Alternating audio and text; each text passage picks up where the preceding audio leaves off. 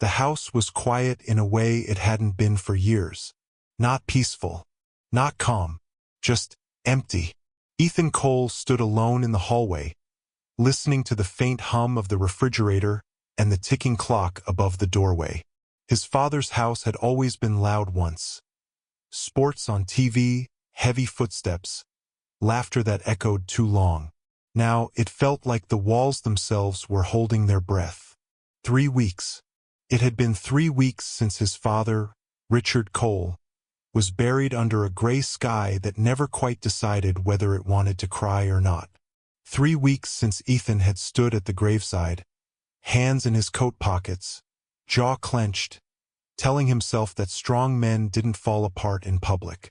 That was something his father had taught him. Be strong. Be steady. Be dependable. Richard Cole had been all of those things. At least that's what Ethan believed. He walked into the study, his father's sacred room.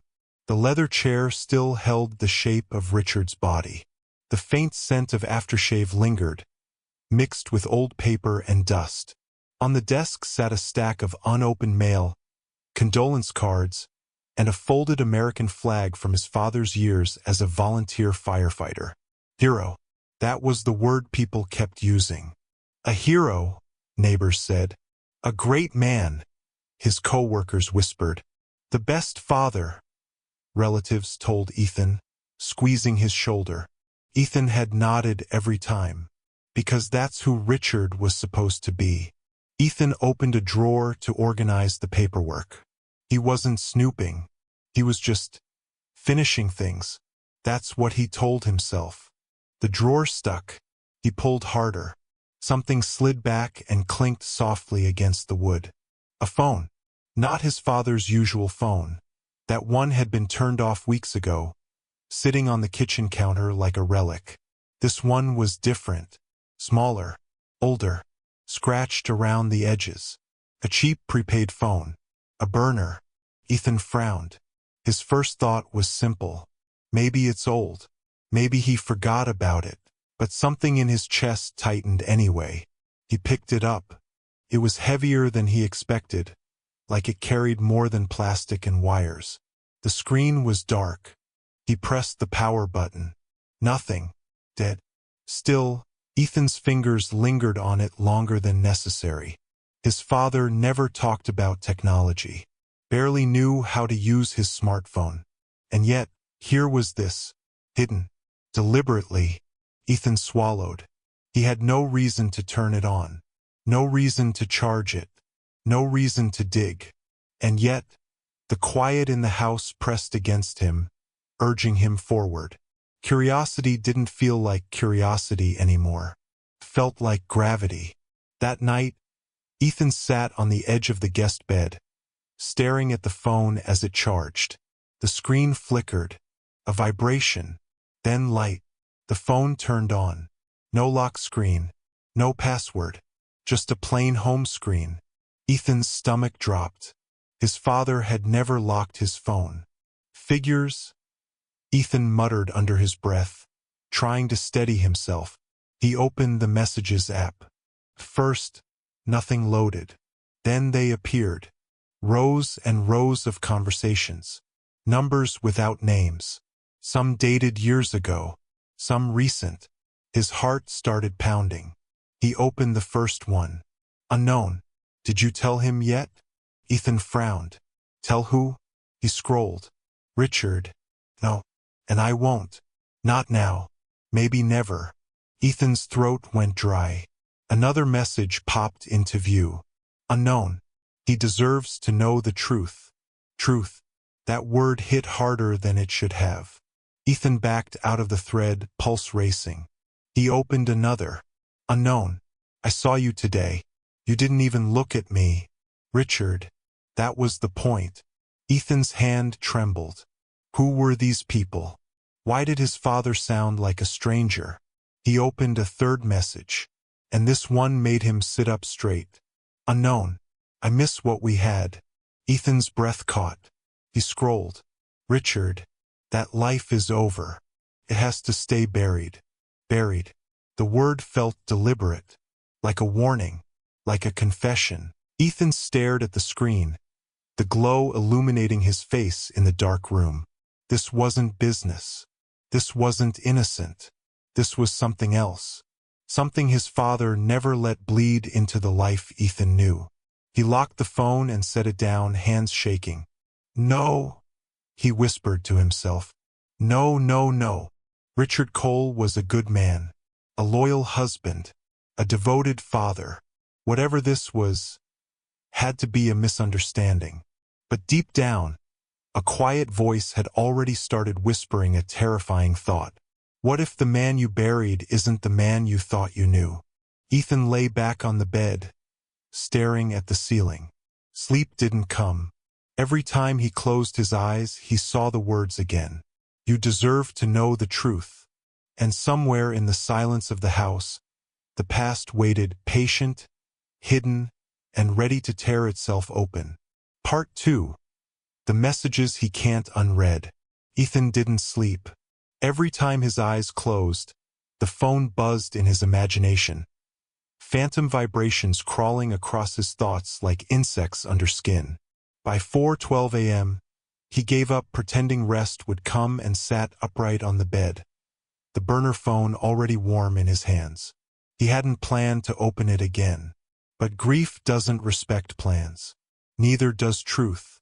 The house creaked as if reacting to his movement, the old wood complaining softly. Ethan stared at the screen for a long moment, then unlocked it again. Messages. So many of them. Years worth. He scrolled slowly now, deliberately, like a man walking through a minefield knowing one wrong step could change everything. Some conversations were brief. Others stretched on for months. Patterns began to form. Late-night timestamps. Long gaps followed by bursts of urgency. Apologies. Explanations. Silence. This wasn't random. This was a parallel life. He opened one thread near the top, the most recent. 4 days before Richard died.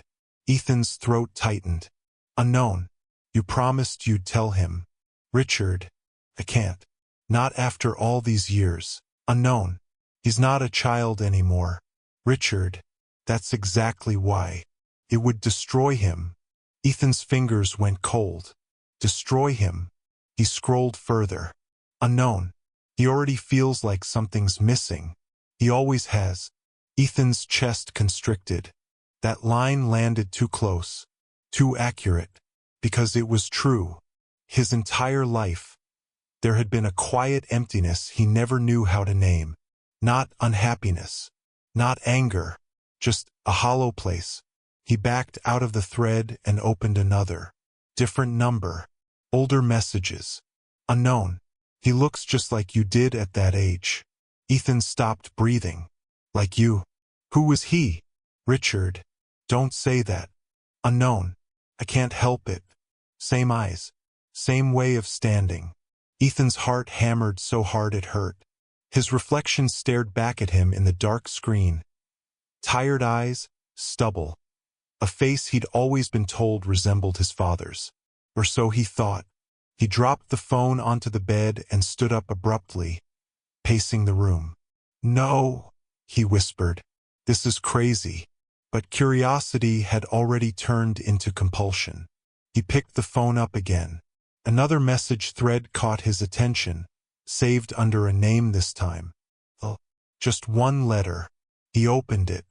The messages were different here. Longer, more careful, more emotional. Do you ever wonder what would have happened if you'd chosen differently? Richard. Every day. Ethan felt dizzy.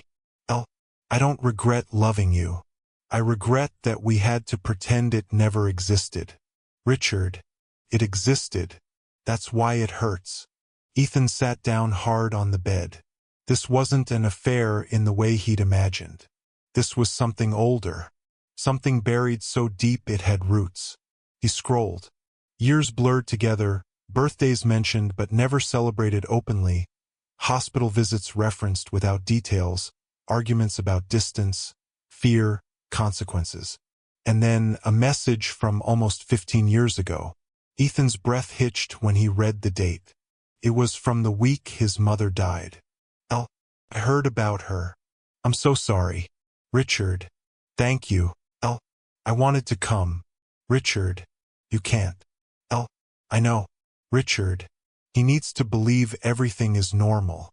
Ethan stared at the words until they blurred.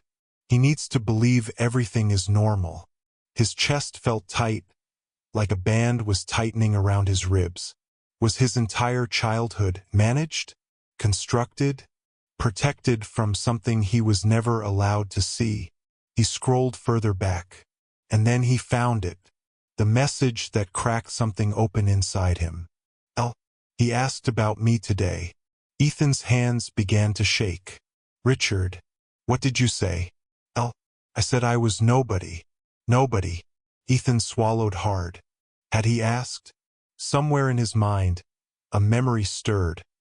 Faint, hazy, like an old photograph left too long in the sun. A woman standing across the street during one of his school pickups. A face he didn't recognize but somehow remembered. A wave that never came. His pulse raced. He kept scrolling. "Elle, he deserves more than silence. Richard, silence is the only thing keeping him safe." Safe from what? Ethan dropped the phone onto the bed again, hands covering his face. This wasn't about infidelity. This wasn't about betrayal in the way people talked about on TV. This was about identity, about origin, about a truth so heavy his father chose to carry it alone rather than risk passing it on. And suddenly, Ethan realized something chilling. This phone hadn't been hidden because it didn't matter. It had been hidden because it mattered too much. By morning, Ethan's head throbbed. Coffee sat untouched on the kitchen counter as sunlight crept across the floor. The house looked the same. The same table, the same framed photos, the same memories, but everything felt subtly wrong, like a painting that had shifted off-center. He stared at a photo on the fridge. Himself at 10. His father behind him, hands on his shoulders. Proud, protective, lying? "No," Ethan muttered. "You loved me." That much had to be true. He grabbed his jacket and keys. If answers existed, they weren't in this house. They were out there, with the people who knew, with the person behind the initial. The burner phone vibrated suddenly in his hand. A new message. Ethan froze. Slowly, he looked down at the screen. "Unknown. I heard he passed. I'm sorry." The timestamp showed just now. His breath caught. The past wasn't buried. It was watching him, and it knew he'd found the phone. Ethan sat in his car for nearly 10 minutes before turning the key. The message still glowed on the burner phone in his palm, its simple apology heavier than anything he'd read so far. No name, no explanation, just confirmation. Whoever Elle was, she was still out there, and she knew he'd found the phone. The address wasn't listed anywhere in the messages. No locations, no obvious clues. His father had been careful, obsessively so, but people always leave traces without realizing it. Ethan drove to the only place that made sense. His father's office. The small accounting firm sat between a closed travel agency and a nail salon, its windows dark except for the faint glow of a security light inside. Richard Hale had worked here for nearly 3 decades. If there was any paper trail left behind, it would be here. The lock clicked open with the spare key Ethan still carried. The familiar smell of old files and stale coffee hit him instantly, dragging memories with it. Afternoons doing homework at the corner desk, his father's quiet presence grounding the room. Now the silence felt oppressive. Ethan switched on the lights and began opening drawers. Nothing at first. Invoices, client folders, old tax returns. Then, a thin folder tucked behind a filing cabinet, almost deliberately hidden. No label. His pulse quickened as he opened it. Inside were only 3 things: a folded letter, a photocopy of a birth certificate, and an envelope with an address written in careful handwriting. Ethan's hands trembled as he unfolded the document. The birth certificate was old, yellowed. His name was on it, but his father's wasn't. The line marked father was blank. Ethan felt the room tilt. His mother's name was there. So was a hospital he didn't recognize, not the one he'd always believed he was born in. His heart pounded as he checked the date. It matched. Everything he thought he knew shifted. He looked at the envelope. No return address. Just a name this time written in full. Lydia Moore. The air left Ethan's lungs in a slow, shaky breath. Lydia. Not just an initial. Person. Place. The address was only 20 minutes away. The neighborhood was quiet, too quiet. Neatly trimmed lawns. Driveways with cars that looked rarely driven. The kind of place where nothing dramatic ever seemed to happen. Ethan parked across the street from the address and stared. A modest house. White siding. Blue shutters. Wind chimes hanging on the porch. And then he saw her. She stepped outside carrying a grocery bag, moving carefully, like someone used to protecting old injuries. Her hair was streaked with gray, pulled back loosely. She paused at the porch, squinting at the sky like she was deciding whether rain would come. Something in Ethan's chest tightened painfully. He had seen her before, not clearly, but unmistakably, across streets, at school events, in places where she never belonged except she did. She turned slightly. Their eyes met. The grocery bag slipped from her hands. Cans rolled across the porch, clattering loudly in the silence. Neither of them moved. Ethan stepped out of the car slowly, his legs unsteady. Her hand flew to her mouth. "Oh," she whispered. One word, but it carried decades inside it. "You," her voice broke. "You found it." The same words Sarah had spoken in another life, another story, and yet they landed here with equal force. Ethan swallowed. "You're Lydia." She nodded faintly, tears already gathering in her eyes. "I was wondering when this day would come." He walked closer, stopping a few feet away. "You knew my father." Her breath hitched. "I loved your father." The sentence wasn't dramatic. It was exhausted, heavy, truth-worn. Ethan's chest burned. "Who was he to you?" She closed her eyes. "The man I couldn't have," she said softly, "and the one who made the hardest choice of my life." Silence stretched between them. Then she looked at him, really looked. "You look even more like him now," she whispered. "I always wondered if you'd notice." Ethan's voice trembled. "Notice what?" She hesitated, then nodded toward the house. "Come inside," she said. "If you want the truth, you deserve it." Her living room smelled like old books and lavender. Photographs lined the walls. Landscapes, pets, strangers, but none of Richard. Nothing obvious. Yet his presence lingered anyway, like a shadow that never fully left. Lydia sat across from Ethan, hands folded tightly. "I didn't plan to contact you," she said. "Your father made me promise." "Why?" She looked down. "Because the truth doesn't always heal," she said. "Sometimes it only reopens wounds." Ethan leaned forward. "Try me." She exhaled slowly. "I met Richard before you were born. Before he met your mother. We were young, stupid, in love." His stomach twisted. "We planned a life together," she continued. "Then he got scared.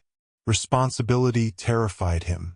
And when he met your mother, he thought stability was the better choice." Ethan clenched his jaw. "So I was a mistake." "No," Lydia said sharply. "You were never a mistake." She swallowed hard. "I found out I was pregnant after he was already married." The room went silent. Ethan's heart slammed against his ribs. "He didn't deny you," she said quickly. "Not for a second." He begged me to let him tell the truth. Then why didn't he? Ethan asked. Tears spilled freely now. Because your mother was sick, Lydia whispered. Not physically, emotionally, fragile. And he was afraid the truth would break her. Ethan stared at the floor. And you? He asked. What did you choose? Lydia smiled sadly. I chose you, she said, even if it meant being invisible. She reached for a drawer beside her chair and pulled something out. A photo. An old one. Ethan's breath caught. It was him, toddler, on a playground, and in the background, slightly blurred, Lydia stood watching. I never touched you, she said, never crossed a line, but I was there, every time it mattered. Ethan's hands shook as he held the photo. So, you're saying, I'm saying, she interrupted gently, that your father wasn't the only one protecting a secret. Ethan's throat tightened painfully. And the messages? He asked. The burner phone? She nodded. That was the only place we could be honest. He looked at her, eyes burning. Why message him days before he died? Her lips trembled. Because he was running out of time, she said. And so was I. Ethan froze. What do you mean? She hesitated, then spoke the words that shattered what little balance he had left.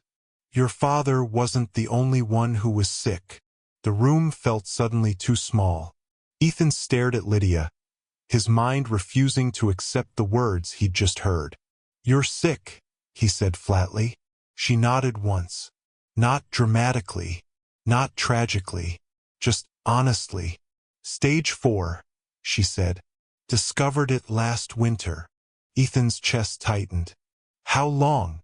She gave a small, careful shrug. Doctors don't like giving timelines. But I stopped buying green bananas. The attempt at humor collapsed into silence. Ethan leaned back, rubbing his face. Everything was stacking too fast, the phone, the lies, the photos, and now this. And my father? He asked. He knew. Yes. When? Before you did. That answer hurt more than he expected. She continued, voice steady but thin. He found out the same week his own diagnosis came back. Ethan froze. What diagnosis? Lydia closed her eyes. Your father had early-onset Parkinson's, she said. Aggressive, fast progressing. The words landed with a dull finality. Ethan's memories rewired themselves instantly. The trembling hands, the stiffness, the sudden exhaustion Richard always blamed on age. That's why he retired early, Ethan whispered. Lydia nodded. And why he bought the burner phone, she added. He was terrified of losing control, of forgetting who he was before the disease took pieces of him. Ethan swallowed hard. So you too started talking again because you were both dying. Because we were both afraid, Lydia corrected gently. And because no one else knew that version of us. Ethan looked down at his hands. Did he love you? He asked quietly. Lydia didn't answer immediately. When she did, her voice was calm, almost relieved.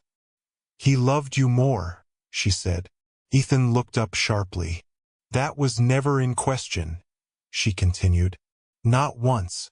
But loving you didn't erase what we had. It just meant we carried it responsibly. He shook his head.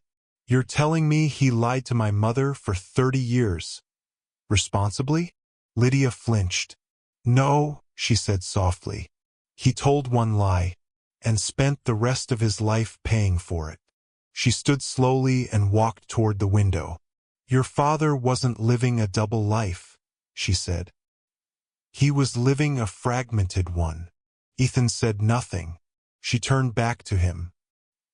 He never touched me after you were born, she added. Never crossed that line. Our messages weren't romantic. They were confessions. Ethan remembered the texts. Apologies. Regrets. Ethan's memories rewired themselves instantly. The trembling hands, the the stiffness, the sudden exhaustion Richard always blamed on age. "That's why he retired early," Ethan whispered. Lydia nodded. "And why he bought the burner phone," she added. "He was terrified of losing control, of forgetting who he was before the disease took pieces of him." Ethan swallowed hard. "So you too started talking again because you were both dying?" "Because we were both afraid," Lydia corrected gently. "And because no one else knew that version of us." Ethan looked down at his hands. "Did he love you?" he asked quietly. Lydia didn't answer immediately. When she did, her voice was calm, almost relieved. "He loved you more," she said. Ethan looked up sharply. "That was never in question," she continued. "Not once. But loving you didn't erase what we had. It just meant we carried it responsibly." He shook his head. "You're telling me he lied to my mother for 30 years? Responsibly?" Lydia flinched. "No," she said softly. "He told one lie, and spent the rest of his life paying for it." She stood slowly and walked toward the window. "Your father wasn't living a double life," she said. "He was living a fragmented one." Ethan said nothing. She turned back to him. "He never touched me after you were born," she added. "Never crossed that line. Our messages weren't romantic. They were confessions." Ethan remembered the texts.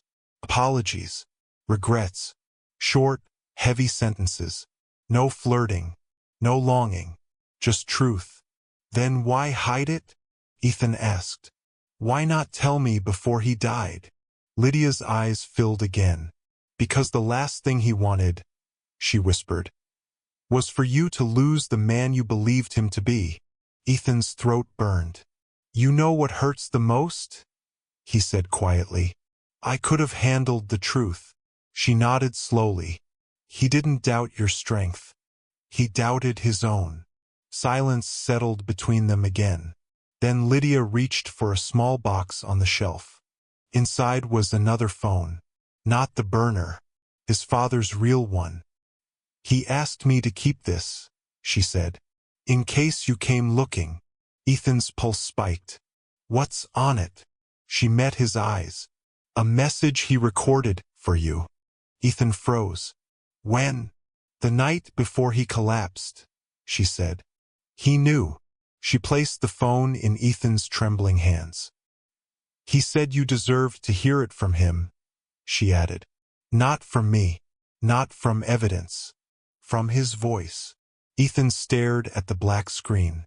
Every instinct screamed to turn it on, and every fear begged him not to. "What if it changes everything?" he whispered. Lydia's voice was barely audible. "It will," she said, "but it will also explain why he chose silence." Ethan stood slowly. "I need time," he said. She nodded. "Take all of it." As he reached the door, Lydia spoke again. "There's one more thing," she said. Ethan turned. She swallowed. "Your father didn't ask me to protect the secret for his sake." "For whose?" Ethan asked. She met his gaze. "For your mother's." The words followed Ethan all the way to the car. As he sat behind the wheel, phone in his hand, he realized something terrifying. The truth wasn't just about his father. It was about the woman who raised him. And whatever was on that recording, it would change how he saw her forever. Ethan didn't listen to the message right away. He drove for almost an hour without realizing where he was going. Red lights blurred into green. Familiar streets turned unfamiliar. The phone sat in the cup holder beside him, dark and silent, like it was waiting to dismantle something permanent. He finally pulled into an empty lakeside parking lot just as dusk began to settle. The water was still, too still, the kind of quiet that makes your thoughts louder. Ethan shut off the engine. His hands hovered over the phone. This was it. Not evidence, not speculation, not fragments of someone else's interpretation. This was his father's voice. The real one. He pressed play. For a moment, there was only breathing. Uneven. Labored. Then, Ethan, if you're hearing this, it means I didn't get the courage to say it to your face. His father's voice was weaker than Ethan remembered. Slower, but unmistakable. I'm sorry for that. Ethan clenched his jaw. I want you to understand something before I tell you anything else. The voice continued. Nothing you're about to hear changes how much I loved you, or how proud I was of the man you became. A pause. A shaky inhale. I made one decision when I was young that followed me for the rest of my life. Ethan closed his eyes. I was scared, his father admitted. Scared of being honest. Scared of losing everything.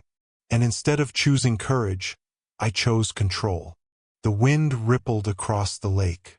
I told myself silence was protection. I told myself I was sparing people pain. His father laughed softly, bitterly. I was wrong. Ethan's chest tightened.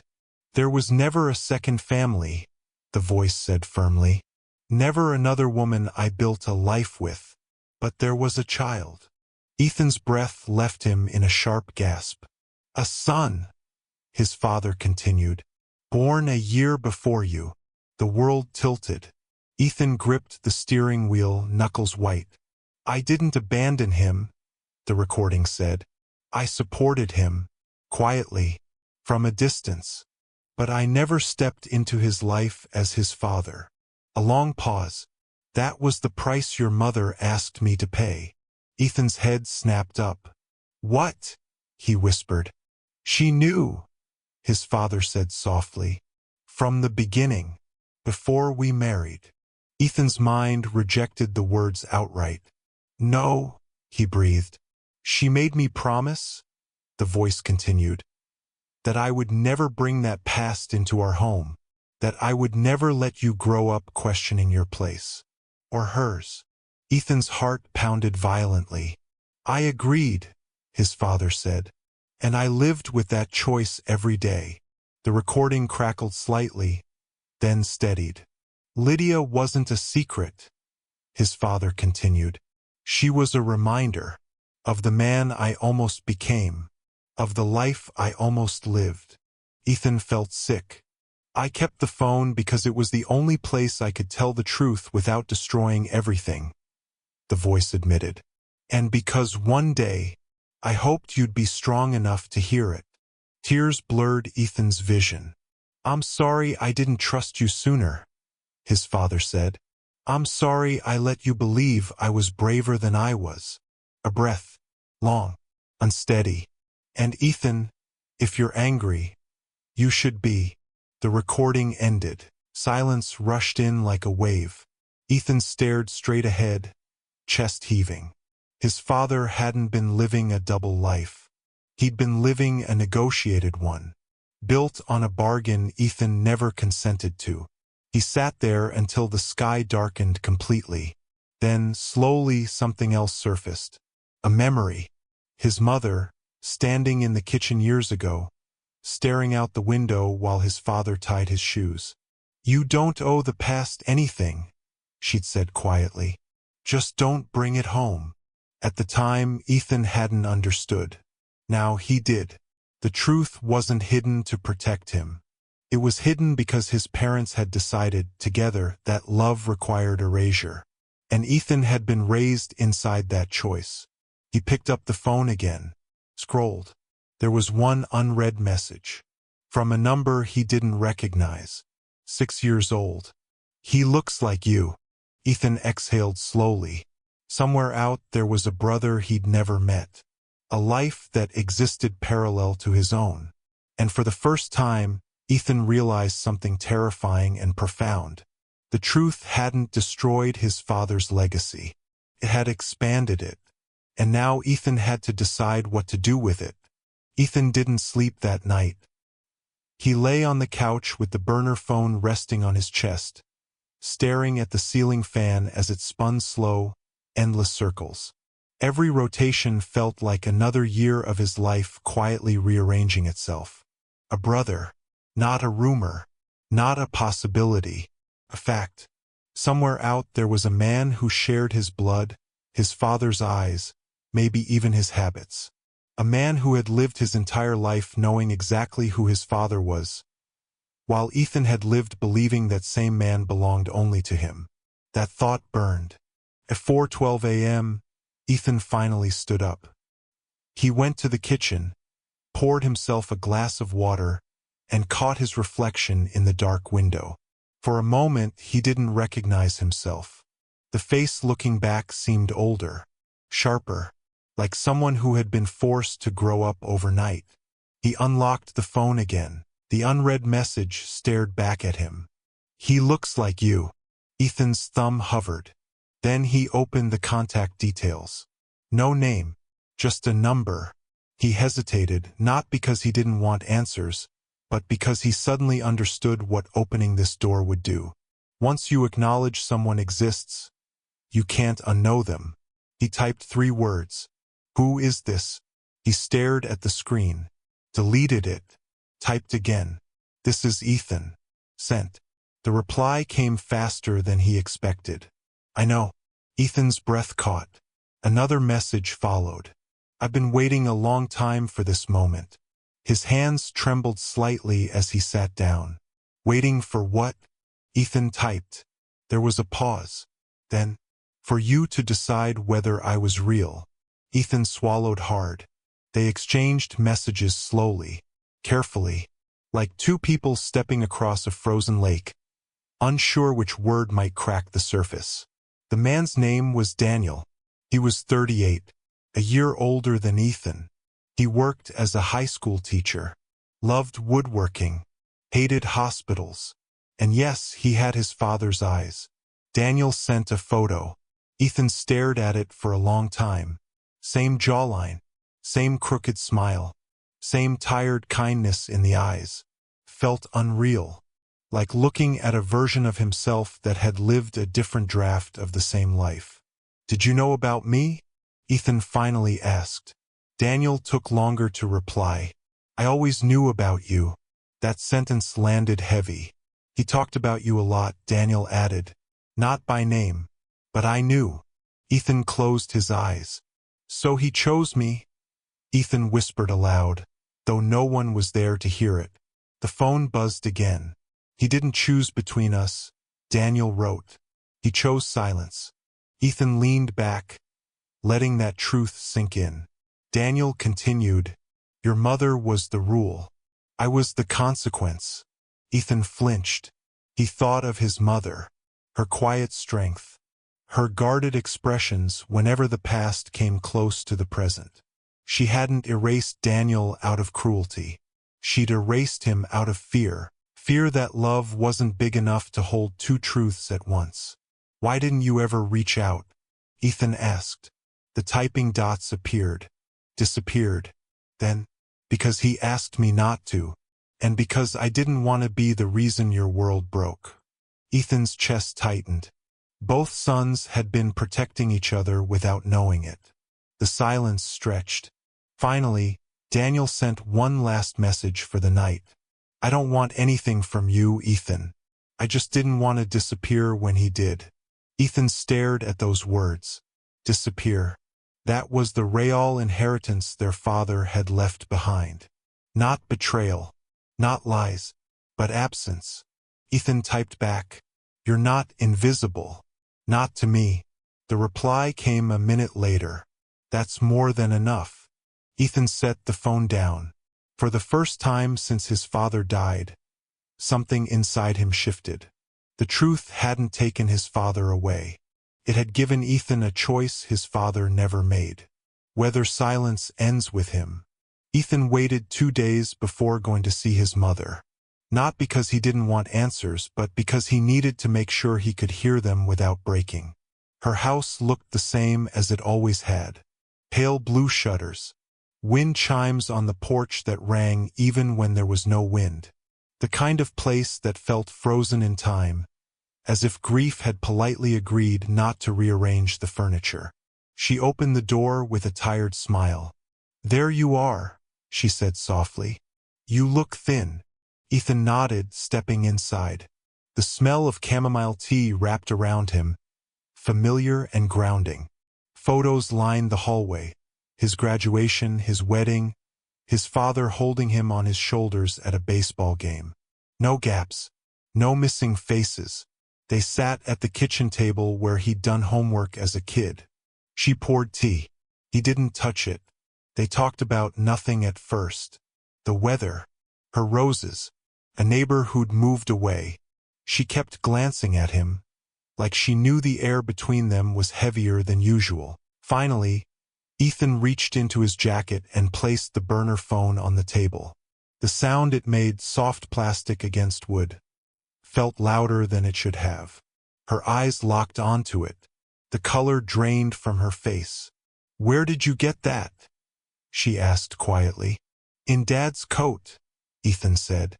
His voice was steady, but it cost him effort. "The one you never threw away." She closed her eyes. For a long moment she didn't speak. Then she sat back, as if the strength had left her legs. "I hoped you'd never find it," she whispered. Ethan leaned forward. "I know about Daniel." Her breath caught. Not sharp, not dramatic, just resigned.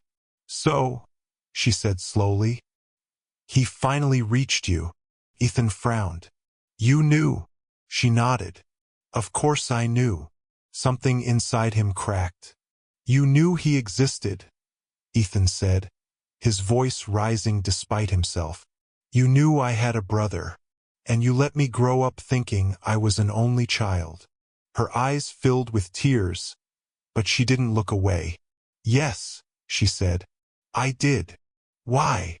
Ethan asked. Not angrily, just hollow. "Why let me live a lie?" She folded her hands together, knuckles white. "Because it wasn't your lie," she said. "It was mine." She stood slowly and walked to the sink, gripping the counter as if steadying herself. "I was 24 when I found out," she continued. "Your father came home shaking. He told me everything. About Daniel, about the woman, about the years of silence." Ethan swallowed hard. "He said he never meant for it to happen," she said. "That it was a mistake that kept growing because he was afraid to stop it." She turned back to him. "And I believed him." That hurt more than Ethan expected. "You forgave him," Ethan said. "I did," she replied. "But forgiveness doesn't erase consequences. It just decides who carries them." She sat down again. "I asked him one thing," she said. "I asked him to choose one life and stay in it completely. No shadows, no half-truths." Ethan's chest tightened. "And Daniel?" he asked. Her voice broke. "Daniel was already living with the consequences of his father's absence. I didn't want you living with them too." "So you erased him?" Ethan said quietly. She nodded. "I erased him from your life. Not because he didn't matter, but because I didn't know how to make room for him without losing you." Silence fell between them. Ethan thought of Daniel's words. "He didn't choose between us. He chose silence." "You let me love a man who wasn't whole," Ethan said. Tears spilled down her cheeks. "Yes," she whispered, "and I let myself love him anyway." Ethan stood, pacing the kitchen. "All those years," he said, "every time he was quiet, every time he felt distant, he wasn't hiding from me. He was carrying something alone." She nodded. "He thought protecting you meant disappearing from Daniel, and protecting Daniel meant staying silent around you." Ethan stopped. "So who was protecting him?" he asked. She looked at him, eyes red and raw. "No one," she admitted. "That's the truth I live with." Ethan picked up the burner phone. "He didn't want me to disappear," Ethan said. "Neither of them did." His mother reached for his hand. "I never wanted this to hurt you," she said. "I just wanted you safe." Ethan pulled his hand back. Not harshly, but firmly. "I was never unsafe," he said. I was uninformed. That difference mattered. He took a breath. Daniel doesn't want anything, Ethan said. Not money. Not recognition. He just didn't want to vanish when Dad did. Her shoulders shook as she cried. I was afraid, she said. Afraid you'd see your father differently. Afraid you'd resent me. Afraid that love would split instead of grow. Ethan looked at her for a long moment.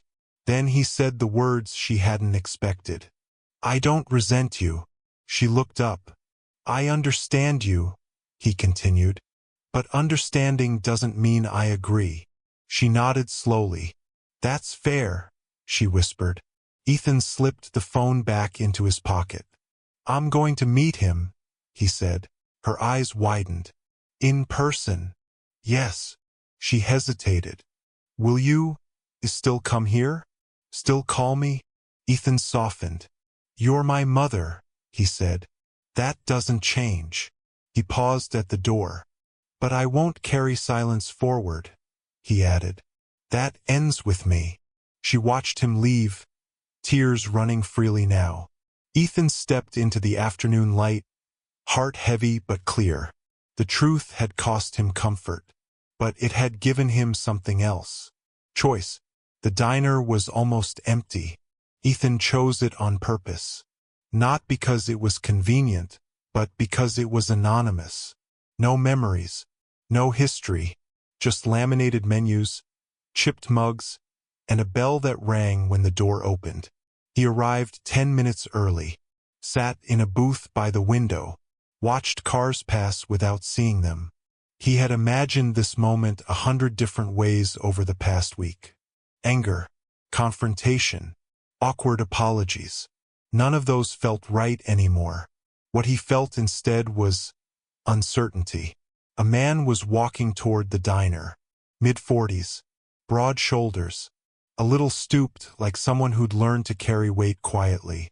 He hesitated outside the door, hands in his pockets, staring through the glass. Ethan knew instantly. Daniel looked like their father.